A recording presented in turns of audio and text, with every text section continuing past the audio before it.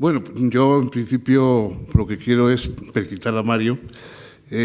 Ahora recordaba una anécdota de uno de mis santos tutelares, Bertrand Russell. Russell, cuando cumplió 95 años, reunió a unos cuantos amigos en su casa de Gales y les dijo: amigos, os agradezco que me hayáis acompañado en esta primera mitad de mi vida y espero que no me faltéis en la segunda. Bueno, yo estoy dispuesto a acompañar a Mario en la segunda mitad de su vida también. Y el tema de la ética, la dificultad de la ética es que muchas veces se confunde con los códigos legales, con los códigos, digamos, de las instrucciones para andar por el mundo, que son imprescindibles en los grupos humanos, en las comunidades. Todas las comunidades tienen códigos, tienen leyes más o menos explícitas, tabúes, que se pueden violar incluso a veces sin querer, ¿no? Los griegos hicieron hincapié filosófico en casos de personas que cometen transgresiones sin saberlo y sin embargo entran en un destino trágico, ¿no? Edipo, etcétera, por haber violado un tabú. Esos códigos, esos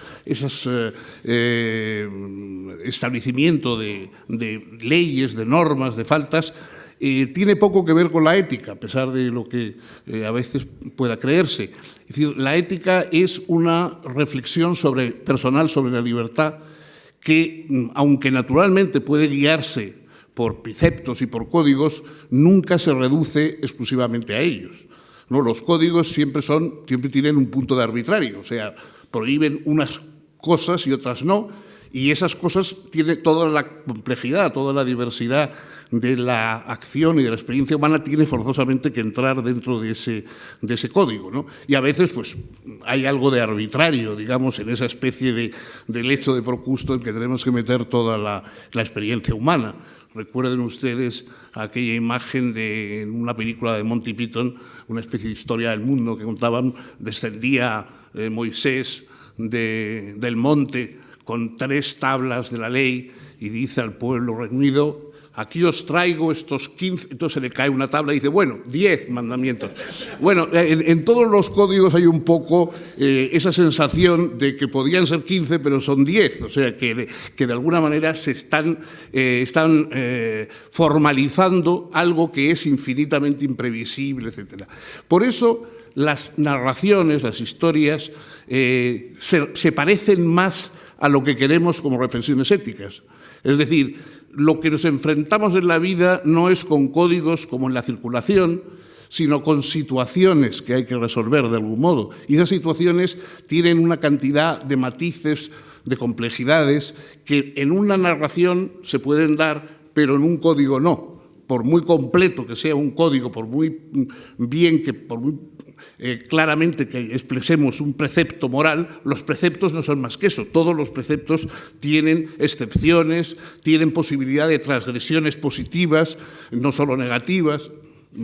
Por eso, el primer maestro, digamos, occidental de ética, Aristóteles, cuando habla de ética, lo que dice es que hay que, para aprender lo que es la virtud, no aprenderse un código, sino fijarse en personas que sean virtuosas, ¿no? Aristóteles dice, pues, si tú quieres saber qué es el coraje,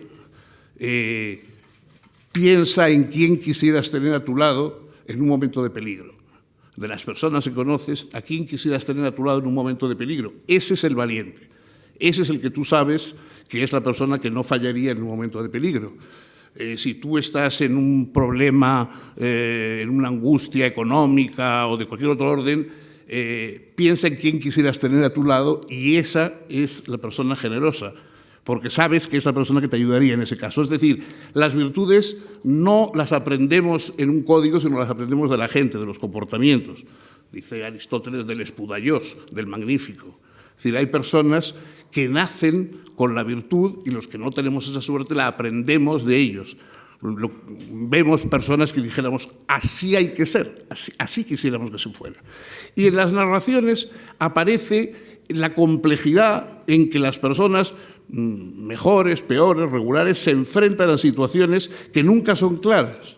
porque en la vida nunca hay una raya trazada con el bien y el mal a un lado y a otro, sino que las situaciones son siempre muy complejas y las grandes opciones morales son opciones morales en que no le pueden dejar a uno perfectamente tranquilo. El que tiene conciencia tiene mala conciencia, es decir, tiene una conciencia que se desasosiega, que se preocupa, ¿no? Como se mencionaba antes, como lo mencionaba antes Manolo. Es decir, la literatura muestra esa complejidad que a veces es muy difícil. Los lectores ingenuos que lo que quieren es sacar una moraleja, como se suele decir, una conclusión, muchas veces con las obras verdaderamente profundas, moralmente hablando, quedan totalmente desconcertados o se pueden salir por la tangente, ¿no? Como aquella respuesta de Lord Chesterfield cuando asistió a un montaje de Otelo y al salir alguien le dijo: «Milord, ¿qué conclusión moral se saca de esta obra?». Y le dijo Chesterfield que las señoras tienen que tener mucho cuidado con lo que hacen con sus pañuelos. Y efectivamente es uno de los mensajes que puede haber en Otelo, pero evidentemente no es el principal. Las obras están llenas de aristas, de ángulos diferentes, y la lección es una lección diciendo simplemente: hay que fijarse en la vida. En la vida hay que fijarse. No hay que vivir exclusivamente por inercia, no hay que vivir por rutina, sino que hay que mirar la vida de cerca, hay que ser protagonistas, no comparsas, no simplemente imitar los gestos de los demás, sino ser, de alguna forma, protagonistas de la vida. Entonces, la ética es esa exigencia de vivir a propósito, no vivir simplemente dejándonos llevar, sino vivir a propósito. Aunque luego coincidamos, ¿no? Probablemente las normas morales no son ninguno vamos a ser tan original que nos vamos a inventar una moral completamente desconcertante, nueva y distinta, pero que esa moral, aunque sea y aunque se atenga a principios que otros muchos comparten con nosotros, que esa moral sea una moral que nosotros hemos concebido como propia, hemos reflexionado como propia, hemos llegado a esas conclusiones como propio, ¿no? Hay grandes novelas, por ejemplo, que tratan simplemente de un tema, ¿no? El Lord Jim de Conrad, por ejemplo, la persona que está durante toda su vida torturada por el hecho de haber sido un cobarde, de haber faltado a su deber en un momento decisivo con unas consecuencias trágicas, y durante toda su vida va buscando cuál es la forma, digamos, cuál es la forma en que él podría haber debido vivir bien ese momento que ya no va a volver a repetirse, ¿no? Y al final de la novela pues descubre que el coraje es algo más sencillo y a la vez más complicado de lo que él pensaba, ¿no? Es decir, pero se resuelve en el último momento, en el momento de la muerte, ¿no? Bueno, muchas novelas tienen, y obras de teatro, etcétera, tienen ese mensaje difícil de aclarar, no siempre claro. Ustedes recuerden, por ejemplo, Macbeth. En Macbeth, en un momento determinado, pues están reunidos los nobles que quieren vengarse de Macbeth, que ha cometido ya pues, un regicidio y otra serie de asesinatos, ¿no?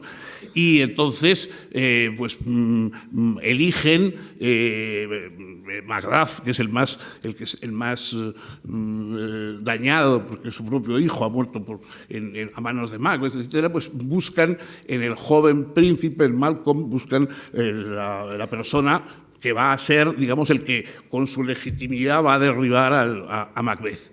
Y entonces, en una de esas escenas extraordinarias de Shakespeare, Malcolm empieza a decirle a Macduff y a los dos que están queriendo alzarle al trono, diciéndole: bueno, pero vosotros no creáis que yo soy mucho mejor que Macbeth. Yo soy un personaje extraordinariamente ambicioso, que lo que quiero es hacer una fortuna. Todos dicen: bueno, pues, fortuna, pues sí, no te preocupes, tú siendo rey tendrás ocasiones de vivir el lujo. No, pero yo es que además soy un hombre de una lujuria terrible y a todas las mujeres del reino ninguna estará segura conmigo porque yo... Bueno, y poco a poco va diciendo la ambición, la arrogancia, la lujuria, todo lo demás. Y todos al final dicen, bueno, pues seas como seas, lo que queremos es acabar con Macbeth de una vez, de modo que tú, aunque no seas...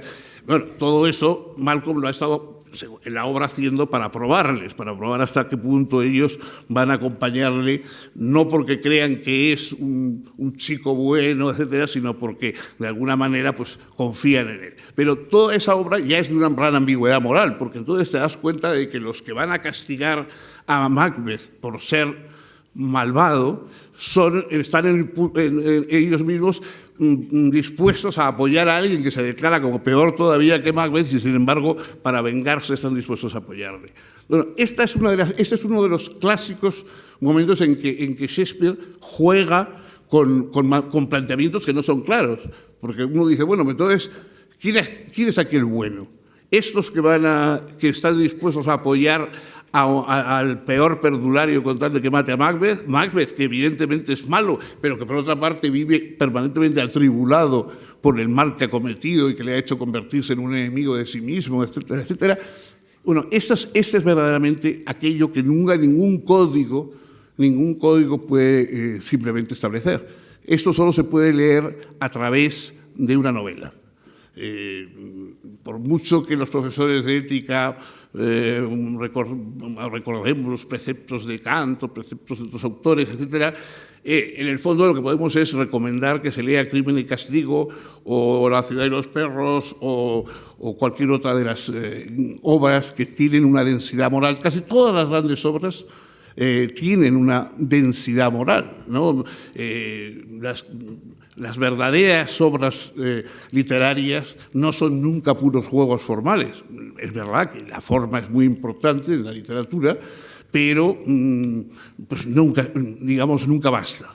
Lo que hay es un contenido, el contenido que toca el fondo, la complejidad moral. Ese es el verdadero contenido literario.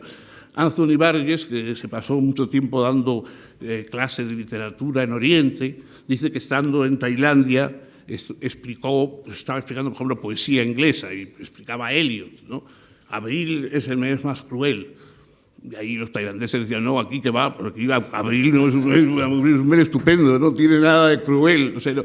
Entonces, eso no lo entendía, pero dice, en cuanto les explicaba a Macbeth, todos entendían lo que era la ambición, el deseo de venganza, etcétera, etcétera. O sea, es decir, que hay cosas que se entienden en Tailandia y aquí. Si nos pasamos simplemente por un florilegio, por una cosa más o menos significativa, pero basada, digamos, en algo muy privado, muy particular, no. Pero las cosas auténticas se entienden en todas partes. El contenido, no como precepto moral, sino como conflicto moral. El conflicto, la perplejidad, el deseo de búsqueda, el deseo de superar las ambigüedades, el saber que al final nunca estaremos seguros de haber hecho lo que se debía hacer frente a lo que no se debía hacer, todo eso, ese es el lote de cada uno y eso es lo que la literatura nos explica, ¿no?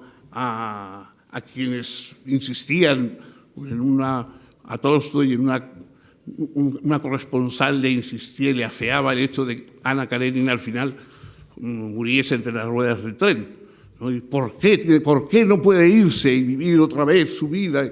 Y Tolstoy decía, no, es que la mata el tren, o sea, no puede. Al final hay un momento en que esa idea de que podemos renovar y aplazar, etcétera, permanentemente en la vida, pues no. Lo que tiene el compromiso moral es que al final no sabemos si hemos hecho bien o mal, si hemos hecho siempre bien o mal, si cuando hicimos bien también hicimos mal, etcétera. Esa complejidad es la que solo puede dar la literatura y los códigos y los profesores de ética pues no podemos competir con ese planteamiento. Bueno, pues muchas gracias.